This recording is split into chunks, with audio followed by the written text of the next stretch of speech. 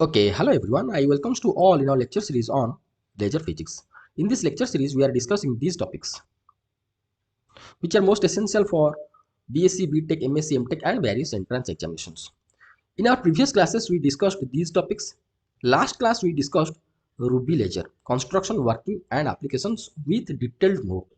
In this class, we are going to discuss ND-AG ledger, its construction, working, and application. Okay, so let us start. In our last class, in detail, we have been discussed Ruby ledger, which is a three-level ledger system, construction, working, and its applications. In this class, we are going to discuss neodymium doped yttrium aluminum garnet ledger, or in short, it is called as ND-AG ledger. It is also a solid-state ledger system, but it is a four-level ledger system. It operates in both pulse and continuous mode and gives laser light of wavelength around 1.064 micrometer. ND-AG laser operation was first demonstrated by J.E. Jessic at Bell Laboratory, USA 1964. See, if this question will be asked for in your exam, it will also ask for 3 to 4 mark.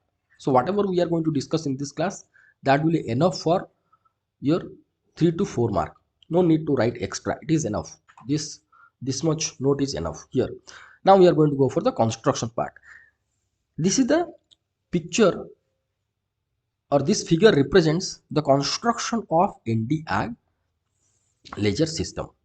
Here, the construction of ND-AG laser is shown in this figure. A small amount of yttrium ions, around 0.72 percentage, replaced by neodymium plus 3, inactive element of ND-AG crystal. So here in this laser system, ND, neodymium, is the active material or active element. Here, this is the laser rod or ND-AG rod, and we are going to use the flash tube nearby the laser rod.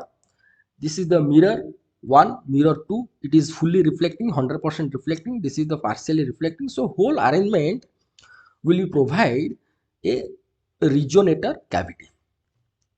Okay. Here the active material is caught into the cylindrical rod. So active material means the so-called laser rod is in the form of cylindrical rod. The ends of the cylindrical rod are highly polished. This cylindrical rod or laser rod and pumping source flash tube are placed inside the highly reflecting elliptical reflector cavity. So this is highly reflective. One side is highly fully reflective, and another side is highly reflective but partially reflecting mirror has been placed, which this full arrangement will be give you a resonator cavity. The optical resonator is formed by using two external reflecting mirror, this one, and this one. One mirror M1 is 100% reflecting, while other M2 mirror is partially reflecting. When active material, that means ND-AG rod or laser rod, is optically pumped by krypton flash tube. This flash tube is made up of krypton. Okay, the neodymium, which is the active material. Okay, this is the active rod, you can say laser rod, but inside that the main component which will be give you the laser radiation, that is your neodymium ion. This is also called the main active element. Neodymium ion rise to excited level during the transition from metastable state to ground state. Laser beam, the wavelength 1.064 micrometer will be emitted. So this is all about the construction. The working in detail we are going to discuss in this slide. So this is the working. So when the flash lamp will be on, the neodymium ions will be excited to E3 or E4 level or excited level with the with absorbing the wavelength either 0.8 micrometer or 0.73 micrometer. So same thing it has been written, when the krypton flash lamp is switched on, by observation of light radiation wavelength around 0.73 micrometer or 0.8 micrometer, the neodymium atoms are raised or excited from ground level E0 to upper levels either E3 or E4. If it will accept the wavelength 0.8, then it will be moved to this excited state. If it will accept or ignited by this wavelength 0.73 micrometer, then it will be excited to E4, whatever represented in this figure. Okay, the neodymium ions makes a transition from these levels to E2 level. E2 level having the lifetime is equal to 10 to the power minus 3 seconds. See, these are the upper or excited state having the average mean lifetime is 10 to the minus 8 seconds. So after 10 to the minus 8 second, naturally or spontaneously they will be de-excited to this level. That is your metastable state. So E2 level or metastable state having the lifetime is around 10 to the power minus 3 second, which is greater than that of this one, this level. So it has the more lifetime. That means whatever the neodymium uh, neodymium plus 3 ions will be de-excite or come down to this level, they will spend more time in this state because lifetime of this state is large, around 10 to the minus 3 seconds. Same thing it has been written, the neodymium ions, uh, neodymium ions, not atoms, neodymium ions uh, makes a transition from these energy levels to E2, whose lifetime is 10 to the minus 3 seconds by non-radiative transition, where E2 act as a metastable state. Hence, the population inversion will be created in between and E2 and E1. So, more and more neodymium atom will be spent more time or will be here as compared with this E1. So, here population inversion will be created. So, obviously, we can get the laser transition, laser action in between these two levels. Population inversion created in between E2 and E1.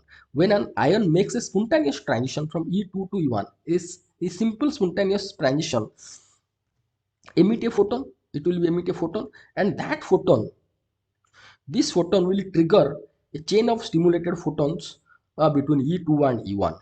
These photons thus generated travel back and forth between the mirrors and grow in strength. After some times, the photon numbers multiply more rapidly. What is going to happen here? Suppose these atoms are there, and we know from if a transition from one level to another that may be spontaneous, that may be stimulated. So here, as this is the population inversion is created, so stimulated emission will be dominated, but we could not ignore the spontaneous. Suppose one spontaneous emission happens, so due to which one photon will be generated, and that photon will be stimulate other atoms whatever uh, in the state E2. When it will stimulate, then this atom is will come down. Again, it will be back and forth in this uh, regenerator cavity because it is a fully reflecting one. So when it will be back and forth, so other atoms or ions, neodymium ions which are in E2, they are activated or stimulated and they will transit to E1 state. Okay, so more and more photons, the photon number multiplied more and more rapidly, which is nothing but called as your laser action. After enough strength, it attend an intense laser light wavelength 1.06 micrometer is emitted through the reflected partial reflected side. Okay, partial reflector. It corresponds to the transition from E2 to E1. The atoms in YAG crystal not participate for laser action. Only they act as host crystal. Remember, in atrium garnet, in NdYAG, atrium garnet crystal, whatever the atoms are there, they are not participate the laser action. Only Nd or neodymium ion will be participate the laser action. So here, here I written, this will be only, you have to write ions, not atoms. Okay, so ions. So this much note is enough for your 3 to 4 mark. So this is all about your working principle of the NdYAG laser. You can also reduce this writing. Okay, these are the advantages. It is high energy output, very high repetition rate operation, much easy to achieve population inversion. Disadvantage is this one: electron energy level structure NdYAG is complicated application. These are the applications.